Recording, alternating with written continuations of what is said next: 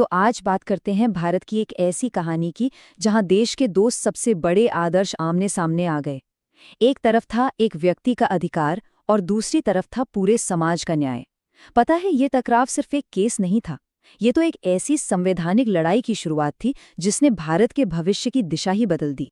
असल में यही वो सवाल है जो इस पूरी कहानी की जड़ है। जरा सोचिए, जब संविधान की दो सबसे अहम बातें ही एक दूसरे से भिड़ जाएं तो क्या होगा। और इस टक्कर का असर वो आज भी हमारे समाज पर साफ साफ दिखता है। तो चलिए कहानी को एकदम शुरू से शुरू करते हैं। बात है 1950 की और जगह थी मद्रास। वहां एक स्टूडेंट के साथ कुछ ऐसा हुआ जिसने, आप कह सकते हैं, पूरे देश के कानून और राजनीति में एक भूचाल सा ला दिया। ये कहानी है चंपकम दोरायराजन की। एक बहुत ही होनहार, बहुत ही ब्राइट स्टूडेंट। उनके मार्क्स इतने अच्छे थे कि मेडिकल स्कूल में एडमिशन आराम से हो जाना चाहिए था। लेकिन कमाल की बात यह है कि इतने अच्छे नंबर लाने के बाद भी उन्हें एडमिशन नहीं मिला। तो आखिर वजह क्या थी? वजह थी एक सरकारी आदेश जिसे कहते थे कम्युनल गवर्नमेंट ऑर्डर, या शॉर्ट में जियो। अब ये जियो था क्या? ये आप समझिए एक तरह का रिजर्वेशन सिस्टम था जो 1927 से ही चला आ रहा था। इसका काम था मेडिकल और इंजीनियरिंग कॉलेजों में जाति और धर्म के हिसाब से सीटें बांटना। अब देखिए ये बंटवारा होता कैसे था। हर 14 सीटों का एक ग्रुप बनाया जाता था। उसमें से 6 सीटें मिलती थीं गैर ब्राह्मण हिंदुओं को, 2 ब्राह्मणों को, और बाकी की सीटें दूसरे समुदायों में बट जाती थीं। अब चंपकम जो थीं वो ब्राह्मण थीं और उनके समुदाय के लिए जो 2 सीटें थीं वो पहले ही भर चुकी थीं। और मज़े की बात यह है कि उनके नंबर उन कई स्टूडेंट से ज़्यादा थे जिन्हें एडमिशन मिल गया था। और पता है, ये सिर्फ चंपकम की अकेली कहानी नहीं थी। एक और स्टूडेंट थे, CR श्रीनिवासन। 450 में से 369 नंबर। जरा सोचिए, फिर भी उन्हें इंजीनियरिंग कॉलेज में सीट नहीं मिली। वजह बिल्कुल वही, उनकी जाति का कोटा फुल हो चुका था, जबकि उनसे कम नंबर वाले बहुत से स्टूडेंट्स को एडमिशन मिल गया था। तो जाहिर है ये मामला पहुंचा सीधा सुप्रीम कोर्ट। और यहां आकर संविधान के 2 सबसे बड़े आइडियाज, आप कह सकते हैं, एक दूसरे से टकरा गए। एक तरफ था एक इंसान का मौलिक अधिकार और दूसरी तरफ सरकार का सामाजिक न्याय का सिद्धांत। अच्छा, इसको थोड़ा और आसान भाषा में समझते हैं।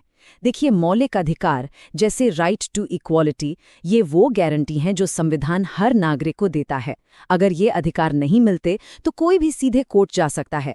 लेकिन दूसरी तरफ है निदेशक सिद्धांत। ये आप समझिए सरकार के लिए एक तरह की गाइडलाइंस हैं, लक्ष्य हैं, जैसे कि कमजोर तबकों की मदद करना, पर इन्हें लागू करवाने के लिए कोई कोर्ट नहीं जा सकता। तो अब सवाल एकदम साफ था, क्या सरकार समाज की भलाई के नाम पर किसी एक इंसान के बराबरी के अधिकार को नजरअंदाज कर सकती है? सुप्रीम कोर्ट के सामने अब यही सबसे बड़ा सवाल था। तो फिर इस बड़ी टक्कर का नतीजा क्या निकला? सुप्रीम कोर्ट ने एक ऐसा फैसला सुनाया जिसने सब कुछ हिला के रख दिया, और सरकार ने उसका जो रिएक्शन दिया उसका असर तो हम आज तक देखते हैं। हुआ ये कि सुप्रीम कोर्ट ने चंपकम दोरायराजन के पक्ष में फैसला सुनाना। कोर्ट ने एकदम साफ साफ कह दिया कि जब भी मौलिक अधिकारों और सरकारी नीतियों में टकराव होगा तो हमेशा मौलिक अधिकार ही जीतेंगे, वही ऊपर रहेंगे। मतलब सीधा था, सरकार की कोई भी पॉलिसी नागरिकों के अधिकारों से बड़ी नहीं हो सकती। तो इस फैसले का सीधा असर ये हुआ कि वो जो कम्युनल जियो था वो अब गैर कानूनी हो गया। कोर्ट ने उसे असंवैधानिक बताकर रद्द कर दिया। मतलब उस वक्त के संविधान के हिसाब से शिक्षा में जाति के आधार पर आरक्षण देना मुमकिन नहीं था। अब जाहिर है ये फैसला सरकार के लिए एक बहुत बड़ी मुश्किल बन गया। अपनी सोशल जस्टिस की पॉलिसीज को बचाने के लिए तब पार्लियामेंट ने एक ऐसा कदम उठाया जो भारत के संवैधानिक इतिहास में हमेशा के लिए दर्ज हो गया। और वो कदम था भारत का पहला संवैधानिक संशोधन। जी हाँ, फर्स्ट अमेंडमेंट। इसके जरिए संविधान में एक नया हिस्सा जोड़ा गया, आर्टिकल 15(4), और इस एक छोटे से बदलाव ने सुप्रीम कोर्ट के पूरे फैसले को ही पलट कर रख दिया। अब सरकार को कानूनी तौर पर यह शक्ति मिल गई थी कि वो पिछड़े वर्गों के लिए शिक्षा में आरक्षण जैसे खास इंतजाम कर सकती है। लेकिन कहानी यहाँ खत्म नहीं हुई, ये तो बस शुरुआत थी। इस एक केस ने पार्लियामेंट और सुप्रीम कोर्ट के बीच पावर को लेकर एक लंबी लड़ाई छेड़ दी, जो अगले 30 सालों तक चली।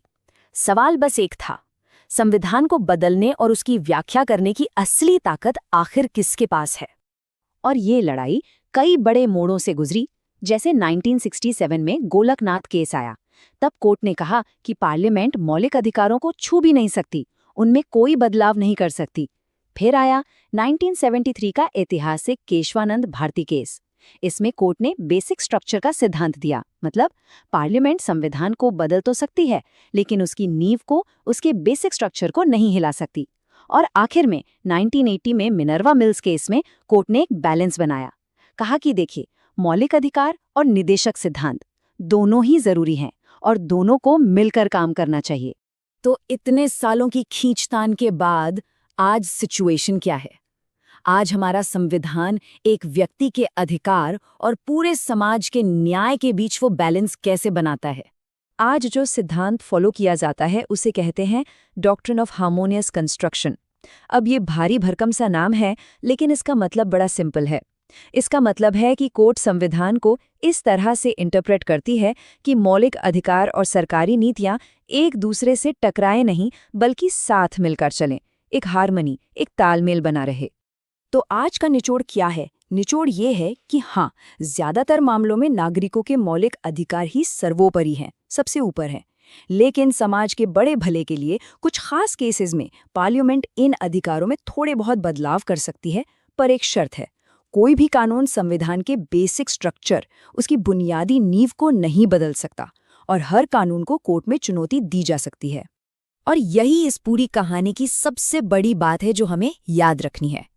वो चंपकम दोराईराजन का केस ही था जिसकी वजह से भारत में पहला संवैधानिक संशोधन हुआ, और उसी संशोधन से निकला आर्टिकल 15(4), जो आज भारत में शिक्षा के क्षेत्र में मिलने वाले हर तरह के आरक्षण की नींव है, उसका संवैधानिक आधार है।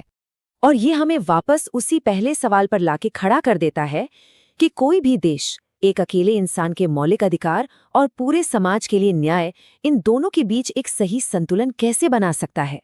ये एक ऐसा सवाल है जिसका जवाब शायद हर लोकतंत्र आज भी ढूंढ रहा है।